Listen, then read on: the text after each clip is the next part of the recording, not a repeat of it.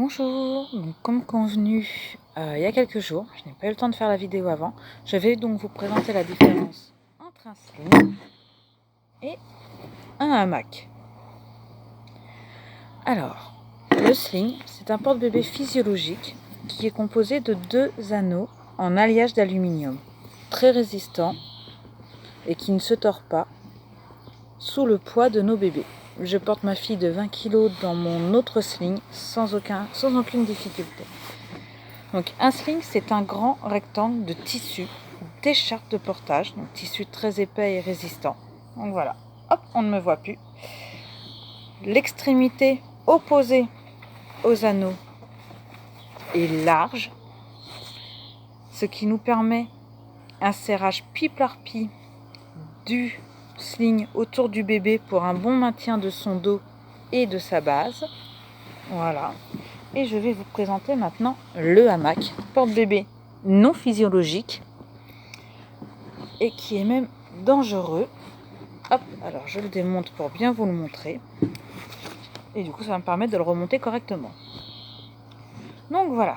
Donc, à première vue, ça pourrait y ressembler. Surtout que celui-là, il a 2 anneaux aussi, mais en plastique et beaucoup plus petit. Voilà.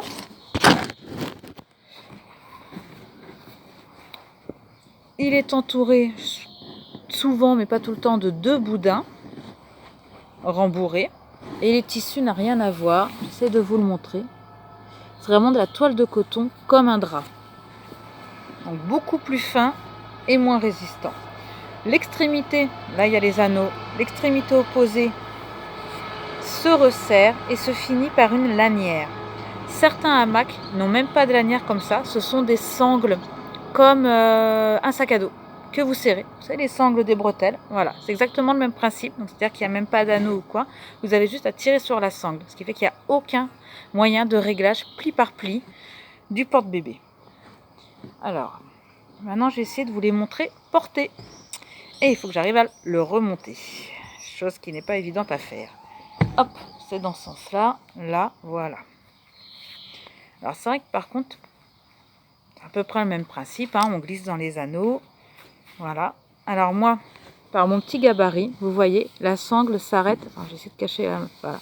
S'arrête là, à peu près au niveau de mes doigts de l'étiquette. Moi, personnellement, je suis obligée de mordre sur le tissu. Et même là, c'est encore trop grand pour moi.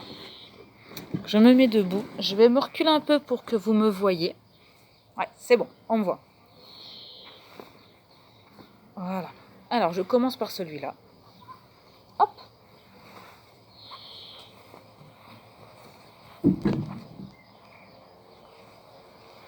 Je commence donc par celui-là.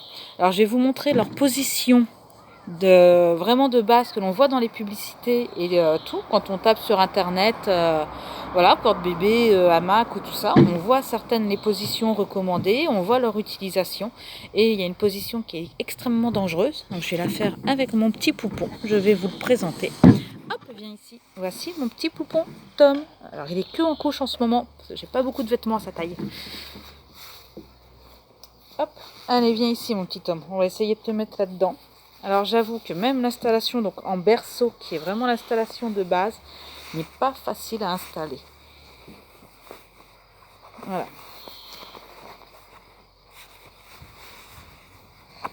Voilà. Alors, là, aujourd'hui, ça a été pas trop mal. J'avoue que c'est mon 5e essai vidéo. Donc, voilà. Il y a des fois, j'ai les pieds ici qui se coincent dans les plis du tissu. C'est vraiment pas pratique. Et bien, comme vous pouvez le voir, la position berceau, et encore là, je trouve que je l'ai même encore trop assis. Alors, position berceau, franchement, vous voyez un bébé, vous? Il est caché. Et donc, avec les boudins qui se referment sur lui, il y a des gros risques d'étouffement. Voilà. Donc, il faut toujours en plus, 2e règle de sécurité qu'on dit, il faut qu'il soit à hauteur de 10 avec le vent. Je suis désolée, j'ai le vent qui m'a fait tomber mon téléphone. Hop. Donc, 2e règle de sécurité, il n'est pas à hauteur de bisous. Donc, pour contrôler s'il a trop chaud, pour contrôler s'il va bien, et c'est quand même pas pratique. En plus, s'il appuie sur ses petits pieds, il pourrait sortir du porte-bébé. Voilà. Alors j'ai essayé de vous montrer la position verticale qu'on utilise donc en sling. Je me recule un peu sinon je me coupe la tête. Hop, voilà, bien bébé. Alors je vais essayer de le passer. Je vais lui attraper les petits pieds. Comme pour un sling, je vais essayer donc voilà, de lui faire la corde, tout. La position verticale. Et ben, alors là franchement, aucun maintien. Je ne peux pas serrer plus. Hein. Voilà, même si je tire encore un peu pour essayer. Voilà, là, je ne peux pas faire de pli par pli. Donc ça, là, le bébé, il a aucun maintien de son dos. Il est super loin de sa maman. Donc il ne peut pas se recroqueviller. Et voilà, c'est... Je l'ai essayé personnellement avec mon 4 ans d'1 mètre. Je n'ai jamais vu mon fils se cramponner autant à moi. Il avait peur, il n'était pas rassuré, le tissu est fin. Alors c'est vrai qu'à 1 mètre 4 ans, ça commence à être limite. Mais il faut savoir qu'il fait juste 17 kg mon fils. Il ne fait pas...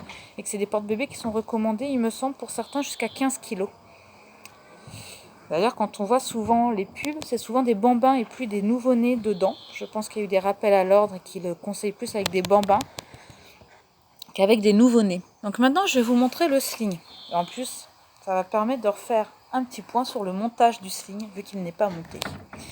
Hop, donc, voilà, j'ai mis les anneaux sur mon épaule, bien déployés. Derrière, j'attrape le pan, voilà, qui est en haut. Hop, on fait un petit accordéon. Voilà. Un bébé. Bah, j'attends, j'ai pas encore installé sling, ma puce. Hop. Voilà. On dit la saleté. Oui, il y avait une petite saleté. Il y avait un petit truc en plastique.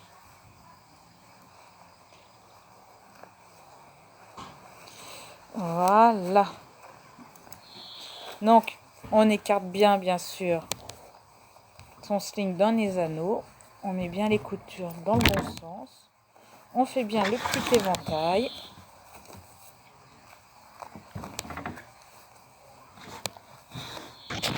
Pep, pep. Non, mais ça, s'il te plaît.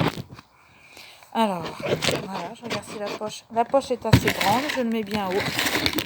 On récupère le bébé par la base.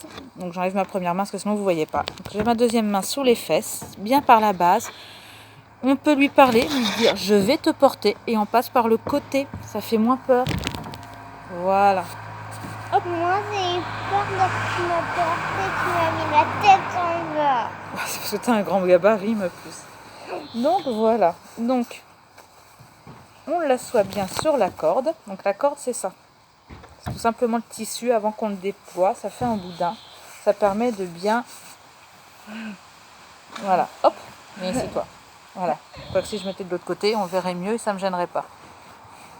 Donc voilà. Le boudin, ça permet de bien installer les genoux du loulou, du bébé au-dessus de la hanche. Voilà. Et de faire la position M. On lui place bien les mains au niveau de son visage. On attrape le pan. Hop. Et en haut, on le monte jusqu'à ses épaules. Et après, on n'a plus qu'à faire le pli par pli. Tac, tac, tac, tac. Et encore un petit coup, parce que vous voyez, là, ça baille. Hein. Donc, on va lui resserrer ça. Hop.